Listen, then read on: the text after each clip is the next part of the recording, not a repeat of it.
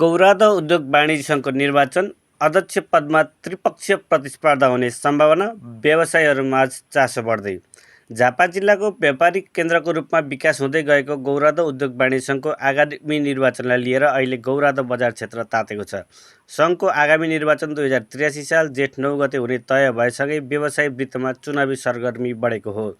विशेष गरी अध्यक्ष पदका लागि 3 प्रभावशाली व्यवसायीहरूको नाम सार्वजनिक भएसँगै यसपटकको निर्वाचनलाई निकै प्रतिस्पर्धात्मक रूपमा हेरिएको छ। अध्यक्ष पदमा दिलबहादुर अधिकारी खत्री, ईश्वर कुमार खत्री र चन्द्रमणि गौतमले उम्मेदवारी दिने घोषणा गरेका छन्। तिनै उम्मेदवार व्यवसायिक क्षेत्रको लामो समयदेखि सक्रिय र परिचित अनुहार मानिन्छन्। त्यसैले पनि आखिर कसले बाजी मार्ला भन्ने प्रश्न अहिले गौरादहका व्यवसायीहरूको मुख्य चासो बनेको छ। दिलबहादुर अधिकारी खत्री, अनुभव र पुरानो सम्बन्धको बल। व्यवसायिक क्षेत्रमा लामो अनुभव बटुलेका दिलबहादुर अधिकारी खत्रीलाई पुराना व्यवसायीहरूको साथ रहेको चर्चा छ। सङ्घभित्र अनुभव, व्यवसायीहरूसँगको पुरानो सम्बन्ध र सङ्गठनात्मक समझदारीका कारण उनी बलिया उम्मेदवारको रूपमा हेरिएका छन्। उनले गौरादहको व्यापारिक वातावरण सुधार, साना व्यवसायहरूको संरक्षण र बजार व्यवस्थापनलाई प्राथमिकतामा राख्ने बताएका छन्। विशेष गरी पुराना व्यवसायी वर्गमा उनको राम्रो प्रभाव रहेको बताइन्छ। ईश्वर कुमार खत्री, सक्रियता र व्यवसायीमाझ लोकप्रियता। यता युवा तथा सक्रिय व्यवसायीको रूपमा परिचित ईश्वर कुमार खत्री पनि चुनावी मैदानमा मजबुत रूपमा देखिएका छन्। व्यवसायीहरूको समस्या समाधानमा सक्रिय भूमिका खेलेको भन्दै धेरैले उनलाई सक्षम नेतृत्वका रूपमा लिने गरेका छन्।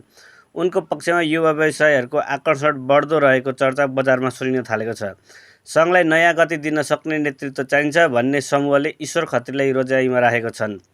चन्द्रमणि गौतम, स्वतन्त्र छवि र नयाँ समीकरण। अर्कोतर्फ चन्द्रमणि गौतमले स्वतन्त्र ढङ्गले उम्मेदवारी घोषणा गरेपछि चुनावमा नयाँ समीकरण बन्ने सङ्केत देखिएको छ। शान्त स्वभाव, व्यवसायिक समझदारी र सबै पक्षसँग सन्तुलित सम्बन्ध राख्ने व्यक्तिका रूपमा उनलाई चिनिन्छ। विशेष गरी परिवर्तन चाहने व्यवसायी समूह र तटस्थ मतदाताको समर्थन गौतमतर्फ जान सक्ने अनुमान गरिएको छ। आखिर व्यवसायीहरूको रोजाइ को? निर्वाचन नजिकै जाँदा गौरादह बजार, चिया पसलदेखि व्यावसायिक भेटघाटसम्म अहिले एउटा चर्चा छ। यसपटकको सङ्घको नेतृत्व कसले सम्हाल्ला? कतिपय व्यवसायी अनुभवी नेतृत्वको पक्षमा देखिएका छन् भने कतिपय नयाँ सोच र सक्रिय नेतृत्व खोजिरहेका छन्।